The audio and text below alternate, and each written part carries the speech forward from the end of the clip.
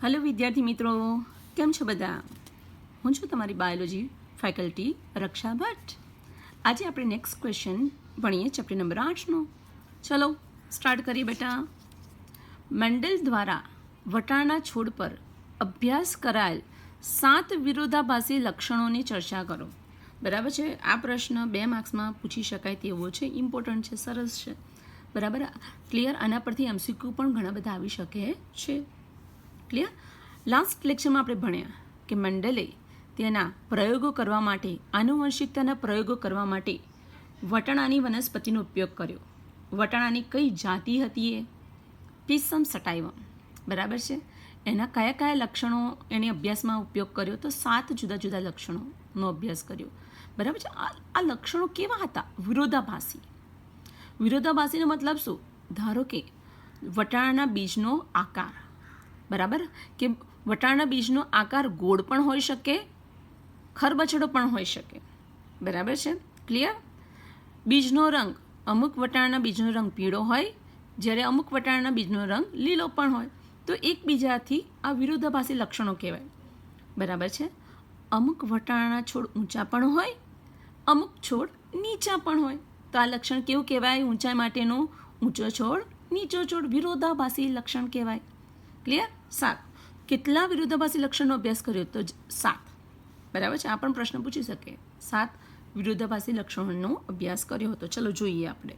મસ્ત પ્રશ્ન છે। ઓકે બેટા, કે ભાઈ મેન્ડલે શુદ્ધ સંવર્ધિત એટલે કે ટ્રુ બ્રીડિંગ વટાણાની જાતને લઈને કૃત્રિમ પરાગનયન એટલે કે પરપરાગનયનના પ્રયોગો કર્યા હતા। બરાબર છે, ક્લિયર। અહીંયા આ વાક્યની અંદર નવા નવા શબ્દો આવ્યા। શુદ્ધ સંવર્ધિત ઇંગ્લિશમાં કહેવાય ને ટ્રુ બ્રીડિંગ વટાણાની જાત કોને કહેવાય? ધારો કે એક વટાણાનો છોડ છે એ ઊંચો છે, બરાબર છે, ક્લિયર। મીન્સ એ વટાણાનો છોડ પેઢી દર પેઢી ઊંચા છોડ ઉત્પન્ન કરનારા જ બીજ ઉત્પન્ન કરશે। Clear, okay. તો એને કઈ જાત કહેવાય? શુદ્ધ સંવર્ધિત જાત કહેવાય। કે ભાઈ જો કોઈ વટાણાનો છોડ ઊંચો છે, ક્લિયર, અને સતત એનું સ્વપરાગનયન કરવામાં આવે છે, બરાબર, મીન્સ ઊંચા છોડની પરાગરજને ઊંચા છોડના પરાગાસન પર સ્થળાંતરિત કરવામાં આવે છે, બરાબર છે। તો એમાંથી જે નવા છોડ બનશે, નવા બીજ બનશે, અને બીજને વાવીને છોડ ઉત્પન્ન કરીશું, એ હંમેશા ઊંચા જ હશે। સમજ પડી ગઈ? Clear, okay. તો મેન્ડલે શુદ્ધ સંવર્ધિત, જેને ઇંગ્લિશમાં કહેવાય ટ્રુ બ્રીડિંગ વટાણાની જાતને લઈને કૃત્રિમ પરાગનયન એટલે કે પરપરાગનયનના પ્રયોગો કર્યા। બરાબર છે। અહીંયા કૃત્રિમ પરાગનયન એટલે શું? હમણાં મેં લાસ્ટ ટાઈમ તમને સમજાવ્યું હતું, બરાબર છે। કૃત્રિમ પરાગનયન, પરપરાગનયન, જો પરપરાગનયન કે ભાઈ એક વનસ્પતિના પુષ્પની પરાગરજ, બરાબર છે, આ પરાગરજ જો ઉડતી ઉડતી ઉડતી અન્ય વનસ્પતિના પુષ્પના પરાગાસન પર સ્થળાંતરિત થાય। અહીંયા બીજું પુષ્પ છે, જો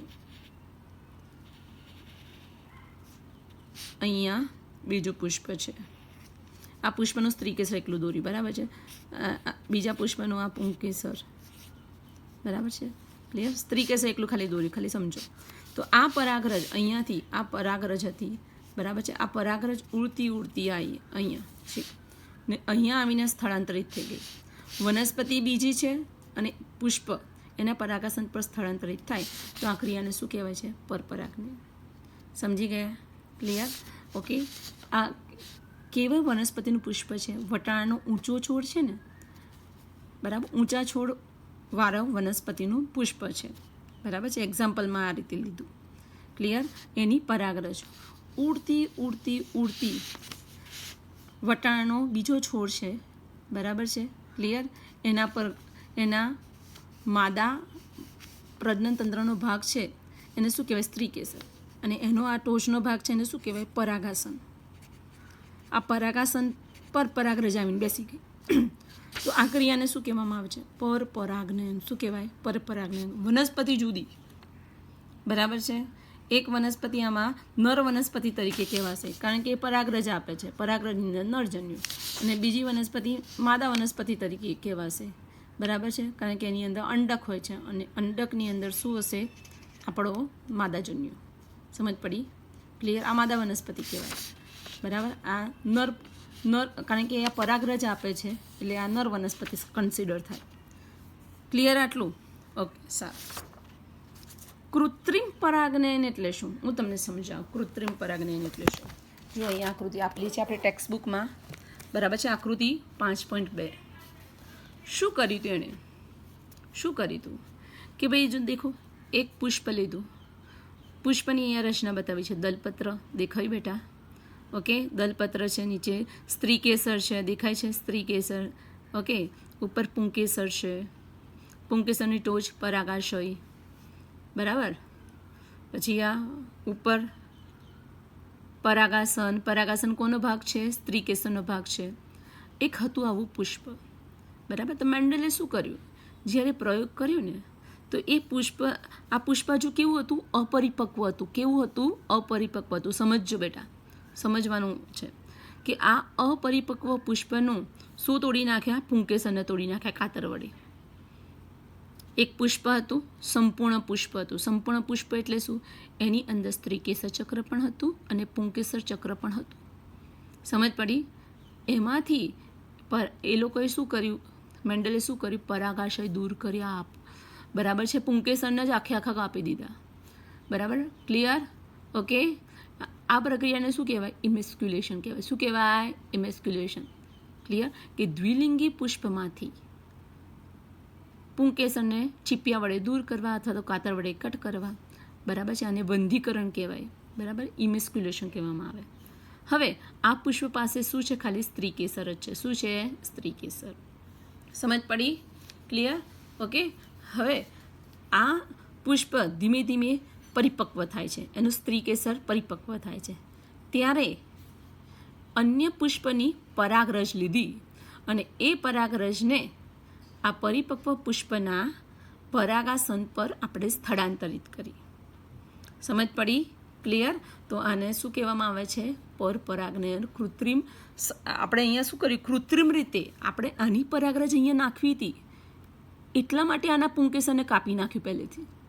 જો આના પુંકેસરને આપણે કટ ના કર્યું હોય તો એ જ પુંકેસરની પરાગરજ આ સ્ત્રીકેસરના પરાગાસન પર આવી જાત, સ્વફલન થઈ જાત. પરંતુ આપણે સ્વફલન કરાવવું નથી. સમજ પડી? એટલે પુંકેસરને જ પહેલેથી દૂર કર્યા, ઇમેસ્ક્યુલેશન કર્યું. બરાબર છે? પછી આ પુષ્પને પરિપક્વ થવા દીધું. પરિપક્વ થયું સ્ત્રીકેસર, હવે તૈયાર છે પરિપક્વ થઈને. ત્યારે અન્ય વનસ્પતિના પુષ્પની પરાગરજ લીધી અને આ પરાગરજને આ સ્ત્રીકેસરના પરાગાસન પર છાંટી દીધી. સમજ પડી? હવે પરાગરજની અંદર નરજન્યુ છે. એ નરજન્યુએ સ્ત્રીકેસરની અંદર જે અંડક છે એનું ફલન કરી દીધું. માદાજન્યુ અંદર આવેલો છે અંડકોશ, એનું ફલન કરી દીધું. અને ફલનની ફલશ્રુતિ શું? ફળ, બીજ. ફલનને અંતે શું ઉત્પન્ન થયા? બીજ ઉત્પન્ન થયા. અને એ બીજ જ્યારે એને રોપ્યા તો એને જુદી જુદી વનસ્પતિ પ્રાપ્ત થઈ. બરાબર છે? આ મેં તમને જે બતાવ્યું છે એ કૃત્રિમ સંકરણ બતાવ્યું કે ભાઈ કૃત્રિમ રીતે સંકરણ કરાવ્યું. વનસ્પતિને એની જાતે સંકરણ થવા દીધું નથી. અહીંયા કૃત્રિમ સંકરણની મેં તમને એક ટેકનિક બતાવી છે જે આપણી બુકમાં આપેલું છે. બરાબર છે? સમજી ગયા? ઓકે, કે ભાઈ પુષ્પ હતું, દ્વિલિંગી પુષ્પ હતું. સૌપ્રથમ એના પુંકેસરને દૂર કરવામાં આવ્યું. કઈ અવસ્થામાં? પુષ્પ જ્યારે અપરિપક્વ હતું ત્યારે જ એમાંથી પુંકેસરને દૂર કરવામાં આવ્યું. બરાબર છે? આને શું કહેવામાં આવે છે? વંધીકરણ, ઇંગ્લિશમાં ઇમેસ્ક્યુલેશન.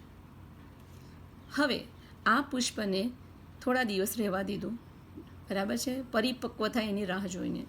હવે જ્યારે એનું સ્ત્રીકેસર પરિપક્વ થયું, બરાબર, ત્યારે અન્ય વનસ્પતિના પુષ્પની પરાગરજ લીધી અને આ પુષ્પના સ્ત્રીકેસરના પરાગાસ્થાન પર સ્થળાંતરિત કરી. ક્લિયર? ઓકે, આને કહેવાય કૃત્રિમ સંકરણ કરાવ્યું, કૃત્રિમ રીતે ફલન કરાવ્યું કહેવાય. હવે એમાંથી ફલન બાદ આપણને શું પ્રાપ્ત થશે? ફળ પ્રાપ્ત થશે. ફળની અંદર હશે બીજ અને બીજને આપણે રોપીશું ત્યારે આપણને એમાંથી છોડ પ્રાપ્ત થશે. અહીંયા કૃત્રિમ રીતે પરાગરજનું સ્થળાંતર કર્યું. તેથી આ સંકરણને શું કહેવામાં આવે છે? કૃત્રિમ સંકરણ કહેવામાં આવે છે. ખાલી મેં તમને આ કૃત્રિમ પરાગનયન સમજાવવા માટે, કૃત્રિમ સંકરણ સમજાવવા માટે જ પેલી આકૃતિ બતાવી છે. બરાબર છે? ક્લિયર બેટા? સમજી ગયા કે ભાઈ મેન્ડલે શુદ્ધ સંવર્ધિત વટાણાની જાતને લઈને એમની વચ્ચે શું કરાવ્યું? કૃત્રિમ પરાગનયન કરાવ્યું, એટલે કે પરપરાગનયનના પ્રયોગો કર્યા. બરાબર? અહીંયા વ્યાખ્યા આપેલી છે.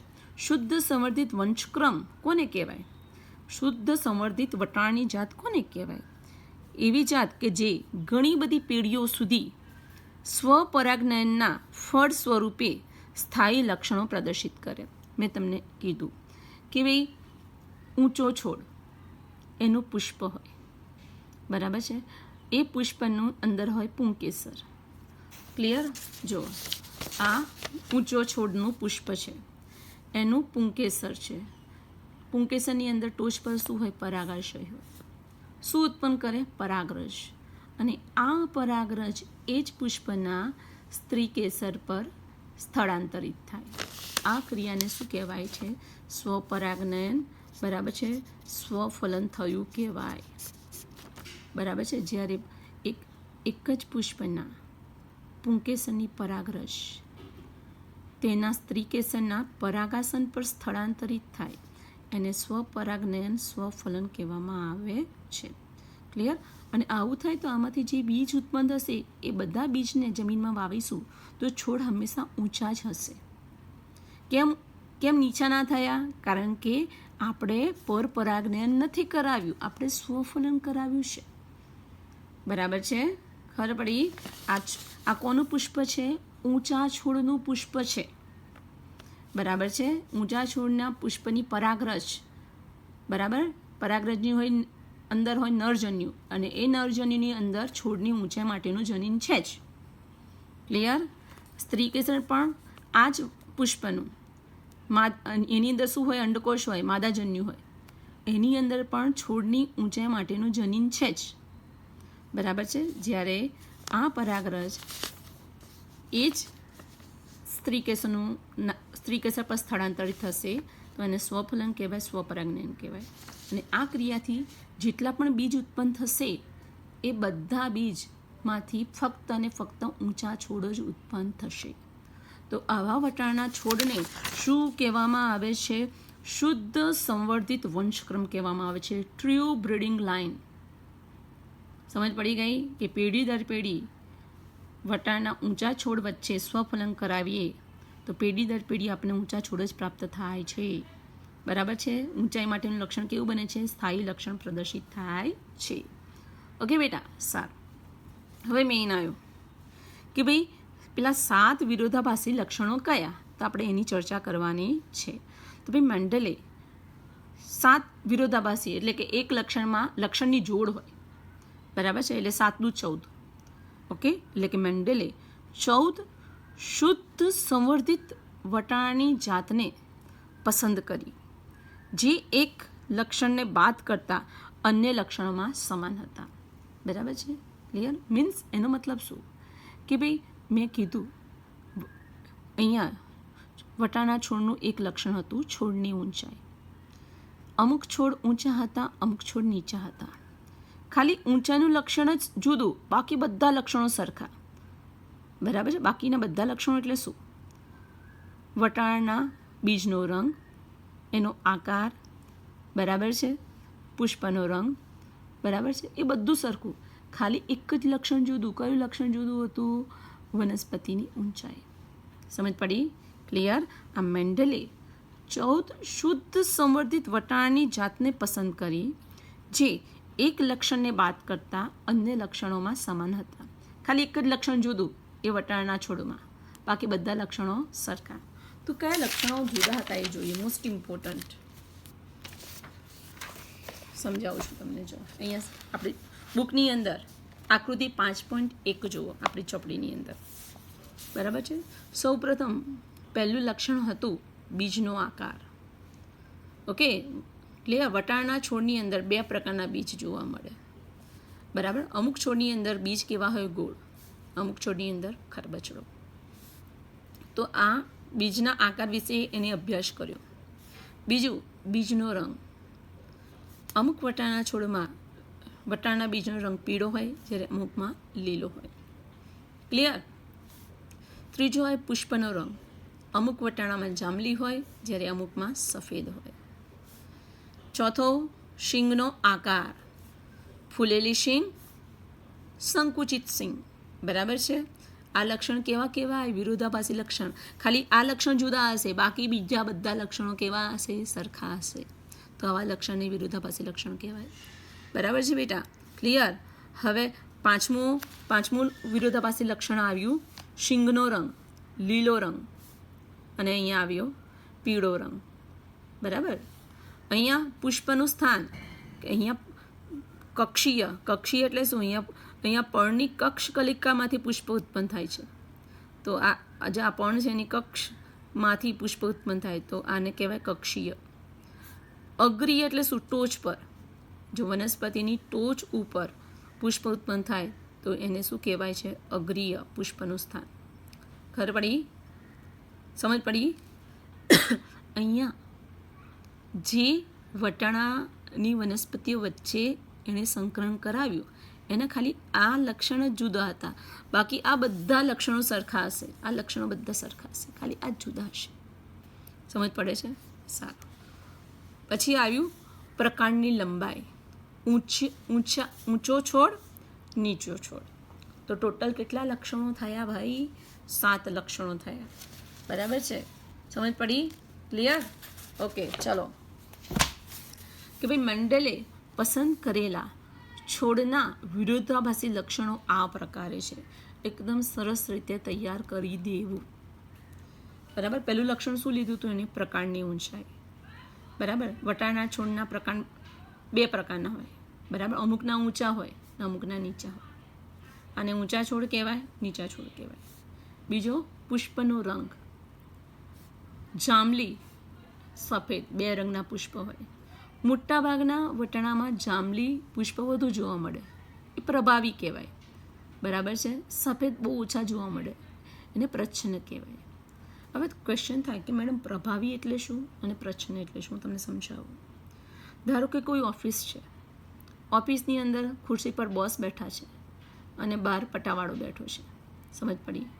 બોસની હાજરીમાં પટાવાળો કંઈ આપણી જોડે મગજમારી કરી શકે નહીં. બરાબર છે? પટાવાળાનું કશું ચાલે નહીં. કોની હાજરીમાં? બોસની હાજરીમાં. કારણ કે બોસ પ્રભાવી છે લક્ષણ. બરાબર છે? પટાવાળો કેવો છે કે જ્યારે બોસ નહીં હોય ત્યારે પટાવાળો સાહેબ થઈ જાય છે. બરાબર? મીન્સ પ્રભાવી વ્યક્તિની ગેરહાજરીમાં, બોસની ગેરહાજરીમાં પટાવાળો પણ કોણ થઈ જાય? સાહેબ થઈ જાય. ક્લિયર? ઓકે. એમ અહીંયા પ્રભાવી લક્ષણ, પ્રચ્છન્ન લક્ષણ આવું લખેલું છે. એનો મતલબ શું? જો તમે બુકમાં જશો ત્યારે આવું થશે કે મેડમ પ્રભાવી અભિવ્યક્તિ, પ્રચ્છન્ન અભિવ્યક્તિ એટલે શું? મીન્સ વટાણાના છોડ છે, બરાબર છે? પીસમ સટાવેમના મોટાભાગના વટાણા છોડ છે, એમાં 90% છોડમાં બીજનો આકાર કેવો હશે? ગોળ હશે. સૌથી વધુ પ્રમાણમાં ગોળ રંગના જ બીજ ઉત્પન્ન થાય. તો આ એનું પ્રભાવી લક્ષણ કહેવાય. અભિવ્યક્તિ એટલે લક્ષણ. બરાબર છે? મોટા ભાગે ગોળ જ હશે. ક્લિયર? ઓકે. જ્યારે જે 10% હશે એમાં કેવું હશે? આવું પ્રચ્છન્ન અભિવ્યક્તિ. ખબર પડી? ક્લિયર? બરાબર છે? જ્યારે આ બધી પ્રભાવી પ્રચ્છન્ન લક્ષણ કોના લીધે ઉત્પન્ન થાય? જનીનને લીધે ઉત્પન્ન થાય. કોના લીધે ઉત્પન્ન થાય? જનીનને લીધે ઉત્પન્ન થાય. આપણે આગળ ભણીશું, પણ તમારે ખાલી અત્યારે એટલું યાદ રાખવાનું, આ પ્રભાવી અભિવ્યક્તિ એટલે બોસ. બરાબર છે? અને એના માટે કોણ જવાબદાર હોય? જનીનો જવાબદાર હોય. અને પ્રભાવી જનીનો ગેરહાજર હોય ત્યારે વનસ્પતિની અભિવ્યક્તિ કેવી થઈ જાય? પ્રચ્છન્ન અભિવ્યક્તિ. એટલે આવી આ બધી જે છે બેટા એ પ્રચ્છન્ન અભિવ્યક્તિ છે. બરાબર છે? પ્રભાવી પ્રચ્છન્ન માટે શું તમારે યાદ રાખવાનું? બોસ અને પટાવાળો. બોસ પ્રભાવી, પટાવાળો પ્રચ્છન્ન. બરાબર છે? બોસ એ મોટું જનીન છે, એ જનીન પ્રભાવી છે. પ્રભાવી જનીન હાજરી હશે તો આ બધા લક્ષણો ઉત્પન્ન થશે. પ્રભાવી જનીન હાજર હશે તો આ બધા, બોસ હાજર હશે તો આવા લક્ષણો ઉત્પન્ન થશે. અને એ ગેરહાજર હશે, એ નહીં હોય તો કયા લક્ષણ ઉત્પન્ન થાય? પ્રભાવી જનીનની ગેરહાજરીમાં પ્રચ્છન્ન લક્ષણો વનસ્પતિમાં ઉત્પન્ન થાય છે એ આ બધા પ્રચ્છન્ન લક્ષણો. બરાબર છે? ક્લિયર? સારું, ચલો અહીંયા મેં બતાવ્યું છે. પ્રકારની ઊંચાઈ, એમાં ઊંચું પ્રભાવી લક્ષણ, નીચું પ્રચ્છન્ન લક્ષણ. પુષ્પનો રંગ જાંબલી પ્રભાવી, સૌથી વધુ જોવા મળે એટલે પ્રભાવી, અને સફેદ પ્રચ્છન્ન. પુષ્પનું સ્થાન કક્ષીય, કક્ષીય એટલે મેં તમને કીધું. ઓકે, તો ભાઈ બીજું લક્ષણ હતું પુષ્પનો રંગ જાંબલી પ્રભાવી લક્ષણ, સફેદ પ્રચ્છન્ન લક્ષણ. પુષ્પનું સ્થાન કક્ષીય, જો પર્ણની કક્ષમાં હોય તો કક્ષીય પુષ્પ કહેવાય, જો પ્રકાંડની ટોચ પર હોય તો પુષ્પને અગ્રીય પુષ્પ કહેવાય. ચોથું લક્ષણ શીંગનો આકાર, જો ફૂલેલી હોય તો પ્રભાવી લક્ષણ, સંકુચિત હોય તો પ્રચ્છન્ન લક્ષણ. અભિવ્યક્તિ એટલે શું? લક્ષણ. ઓકે બેટા, શીંગનો રંગ લીલો પ્રભાવી, પીળો પ્રચ્છન્ન. બીજનો આકાર ગોળ કેવો બેટા? પ્રભાવી. પ્રભાવીનો મતલબ શું? કે તમે મોટા ભાગે જે વનસ્પતિ હોય છે વટાણાની, બરાબર છે, એને મોટા ભાગે એના બીજ કેવા હોય છે? ગોળ હોય છે. બરાબર છે? આ ગોળ આકાર માટે ચોક્કસ જનીનો જવાબદાર હોય છે. બરાબર છે? ખબર પડી ગઈ? તો એ જનીનો હાજર હશે તો એ વટાણાનો આકાર કેવો હશે? ગોળ જ હશે. બરાબર છે? ક્લિયર? ક્લિયર? તો એ પ્રભાવી અભિવ્યક્તિ કહેવાય. ખરબચડો પ્રચ્છન્ન અભિવ્યક્તિ. સાતમું લક્ષણ બીજનો રંગ. બીજનો રંગ પીળો એ પ્રભાવી, જ્યારે લીલો એ કેવું કહેવાય? પ્રચ્છન્ન. તો આ 7 વિરોધાભાસી લક્ષણ છે. બરાબર છે? વિરોધાભાસી લક્ષણ અહીંયા જોડમાં છે કે ભાઈ વટાણા કાં તો એનો રંગ કાં તો પીળો હોય કાં તો લીલો હોય, કાં તો ગોળ હોય આકાર, કાં તો ખરબચડો હોય. બરાબર છે? આ રીતે આપણે આ વિરોધાભાસી લક્ષણો યાદ કરવાના છે.